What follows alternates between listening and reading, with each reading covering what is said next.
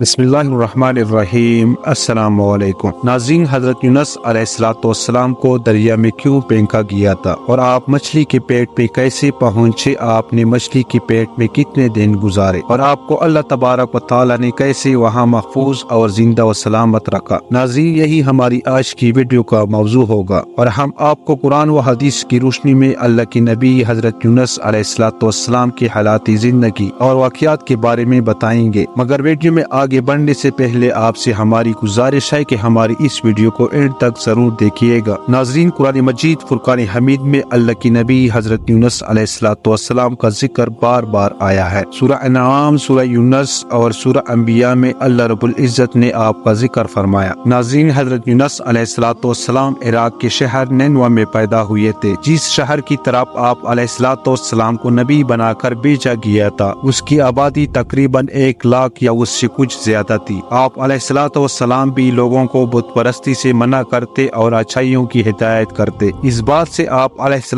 السلام کی قوم آپ کی دشمن ہو گئی۔ آخر قوم کی بار بار مخالفت سے تنگ آ کر آپ علیہ السلام نے فرمایا کہ اب اللہ کا عذاب تم پر آ کر رہے گا، اور یہ کہہ کر بستی سے باہر نکل گئے اور اللہ کی عذاب کا انتظار کرنے لگے۔ ناظرین، ان کے جانے کے بعد بستی والوں نے مشورہ کیا کہ حضرت یونس علیہ السلام عذاب کی پیشگوئی کر کے چلے گئے ہیں اور وہ کبھی جھوٹ نہیں بولتے، اس لیے اس معاملے میں غور کیا جائے۔ ان کے مشورے میں یہ طے ہوا کہ اگر جمعرات کو اللہ کے نبی حضرت یونس علیہ السلام بستی سے باہر چلے گئے تو سمجھ لینا کہ صبح ہم پر یقیناً عذاب آئے گا۔ ناظرین، انہوں نے دیکھا کہ حضرت یونس علیہ السلام رات کو بستی سے باہر نکل گئے اور صبح کے وقت عذاب کے آثار ظاہر ہونے لگے، تو ان کو یقین ہو گیا کہ اب ہم ہلاک ہونے والے ہیں۔ یہ دیکھ کر حضرت یونس علیہ السلام کو تلاش کیا کہ ان کے ہاتھ پر ایمان لے آئے، مگر جب ان کو نہ پایا تو خود ہی اخلاص نیت کے ساتھ توبہ اور استغفار میں لگ گئے۔ بستی سے باہر ایک میدان میں نکل آئے، عورتیں، بچے اور جانور سب اس میدان میں جمع کر دیے گئے اور ٹھاٹ کے کپڑے پہن کر عجز و انکساری کے ساتھ عذاب سے پناہ مانگنے میں اس طرح مشغول ہوئے کہ پورا میدان اوبکا سے گونجنے لگا۔ ناظرین، اللہ رب العزت نے ان کی توبہ قبول فرمائی اور ان سے عذاب ہٹا دیا۔ ناظرین، ادھر حضرت یونس علیہ السلام بستی سے باہر اس انتظار میں تھے کہ اب اس قوم پر عذاب نازل ہوگا، مگر عذاب نازل نہ ہوا۔ قوم کے توبہ و استغفار کا ان کو علم نہ تھا، اس لیے ان کو فکر یہ لاحق ہوئی کہ اب اگر میں بستی میں گیا تو مجھے جھوٹا قرار دے کر قتل کر دیا جائے گا۔ ناظرین، ان بستی والوں کا قانون یہی تھا کہ جھوٹے آدمی کو قتل کر دیتے تھے۔ اس بنا پر حضرت یونس علیہ السلام نے وہاں سے ہجرت کرنے کا ارادہ کر لیا اور شہر سے باہر نکل پڑے، یہاں تک کہ بحر روم کے کنارے پہنچ گئے۔ وہاں ایک کشتی جانے کے لیے تیار تھی، اس پر سوار ہو کر روانہ ہو گئے۔ جب کشتی بیچ سمندر میں پہنچی تو رک گئی۔ ناظرین، کشتی چلانے والے نے کہا اس کشتی میں ایک غلام بیٹھا ہے جو اپنے مالک سے بھاگ کر آیا ہے، جب تک وہ غلام اترے گا نہیں کشتی نہیں چلے گی۔ ناظرین، حضرت یونس علیہ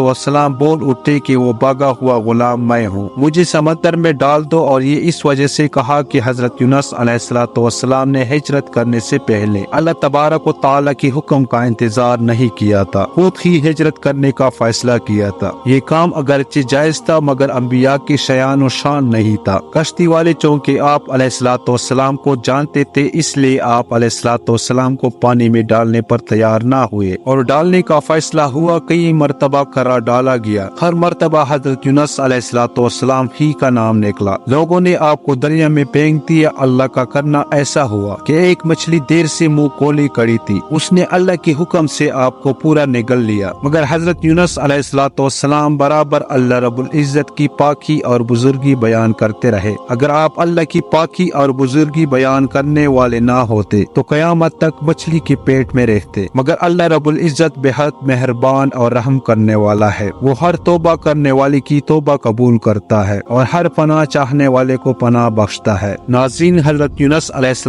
السلام اللہ کی مرضی معلوم کیے بغیر بستی چھوڑ آنے پر شرمندہ تھے۔ پانی اور مچھلی کی پیٹ کے اندھیرے میں ہی پکار اٹھے، اے اللہ، تیرے سوا کوئی معبود نہیں، تو ہر عیب سے پاک ہے، بے شک میں قصوروار ہوں۔ ناظرین، اللہ رب العزت نے حضرت یونس علیہ السلام کی دعا قبول کی اور غم سے ان کو نجات عطا فرمائی۔ مچھلی کی پیٹ سے نکال کر میدان میں ڈال دیا اور ان پر ایک بلدار درخت اگا دیا جو ان پر سایہ کیے ہوئے تھا۔ ناظرین، بعض روایات کے مطابق مطابق ایک بکری یا بھیڑ کا انتظام بھی اللہ رب العزت نے کیا جو آپ کو آ کر دودھ پلاتی تھی۔ ناظرین، اس کے بعد حضرت یونس علیہ السلام اللہ جل شانہ کے حکم سے تندرست ہو کر دوبارہ قوم کے پاس آئے تو وہ ان کے انتظار میں تھے، چونکہ انہوں نے اپنی آنکھوں سے عذاب کے آثار دیکھ لیے تھے، اس لیے سب کے سب ایمان لے آئے اور صدیوں تک امن و چین سے زندگی گزارتے رہے۔ اس طرح اللہ رب العزت کا وعدہ پورا ہوا کہ جو لوگ ایمان لائیں گے ان کو میں خوب رزق دوں گا اور برکتیں عطا کروں گا۔ حضرت یونس علیہ السلام کی قوم سے وہ تمام عذاب اور تکلیف دور ہو گئیں جو حضرت یونس علیہ السلام کی بد دعا اور ناراضگی کی وجہ سے ان پر مسلط ہو گئی تھی۔ ناظرین، کوئی واضح دلیل نہیں ہے کہ حضرت یونس علیہ